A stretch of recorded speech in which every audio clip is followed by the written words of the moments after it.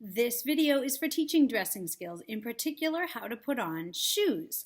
So if you're introducing a shoe with a tongue, okay, what you'll want to do, which is a really fun trick to help teach how to pull the tongue out every single time, is draw a little face on the inside of the tongue. Just take a marker, draw a little face, and you can be super creative with this. You can make a little animal, you can make a face, you can really do whatever you think will be motivating and interesting for your child, but you want to draw something at the top of the tongue. So that way your child has to pull it out and make sure they can see it before they put their foot in. So simple, easy trick. The idea is you just tell your child you have to make sure that you pull it out, pull out the picture, the face, the animal, whatever it is, so that you can see it and then put your foot in. Easy trick, easy solution. Put 'em back up on the shelf.